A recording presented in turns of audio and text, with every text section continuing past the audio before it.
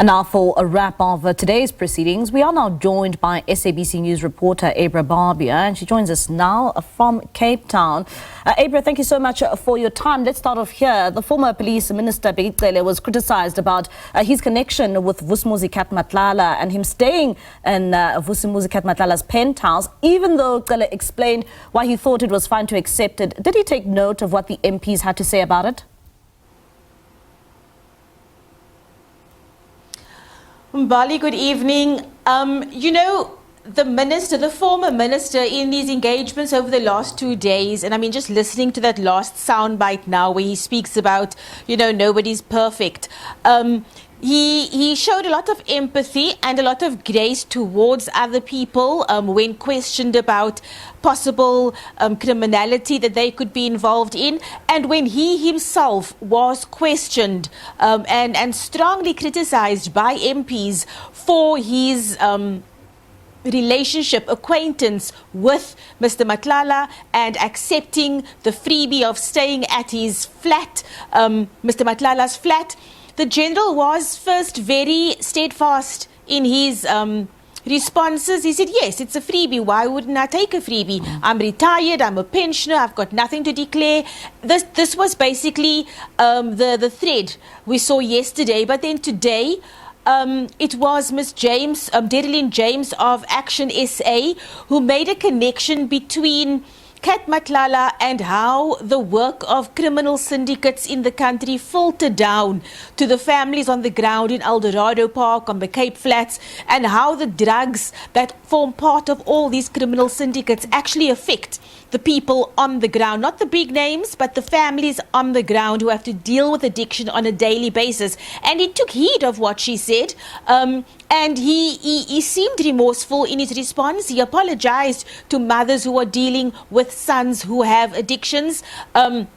And I could just see by his body language and his demeanor that he had been thinking about what it was that he, or the stance that he held on it. Also, the ANC's chief whip, Mr. Ntuli, also said, you say you are retired in this and you are retired in that, but sir, you are not a retired leader of our movement. And how do you think your utterances reflect on our movement? And again, Mr. Cele sat and he took in and he took note of what was said to him.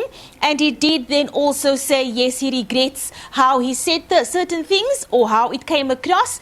And he also says, listening to what MPs have been saying over the past 2 days, in hindsight, he would have done things much differently. Bali? And Abra, when it comes to, the impressions of the past 2 days, and maybe just give us an insight, what were Cele's impressions of the past 2 days on the witness stand? When I spoke to him after the committee adjourned today, I tried to get an interview with him yesterday already, and he said, no, let's wait until the end of the 2 days, which was today. At first, he did try to run away. He had a flight to catch or something, but I managed to convince him to give us a quick soundbite. And I asked him, how did it go? He didn't seem nervous or scared at all over the past 2 days. He came in there. I mean, we know what the general is like, in normal life. And then today he said to me that he was grateful that the committee extended the invitation and the courtesy for him to come and give his version of events. And he also said that if there's any way that he can help the country move forward in terms of the criminal justice system and all the allegations about what's happening within the SAPS, if this is his way of assisting the committee, then he has no problem. He had no problem being there, and he thanked MPs for how they engaged with him over the past 2 days. Bali? And staying with the criminal justice system, Abra, what did he have to say about fixing the country's criminal justice system? Look, this is a man who has always been involved. I mean, those were his own words yesterday. He's always been involved in security and safety on one platform or another in South Africa.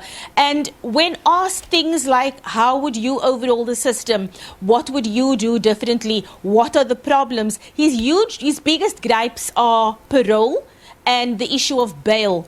He says those two, yes, while they are constitutional rights, to anybody who's been arrested. He said that though parole and bail actually works against the system. And he spoke about parolees who are out, who then go on to commit further crime while they are out on parole. He also spoke about the hard work that police put in the investigations, only for suspects or alleged accused to be given bail at their court appearances. So he expressed frustration on those 2 points specifically. And yeah, just in terms of relations within the system as a whole, he did mention that there needs to be like a coming together of all the parties, and he was quite happy to hear that the NPA would also be before the committee at some point, and he's hoping that they can also answer some questions from MPs about how the system can be fixed. Mbali?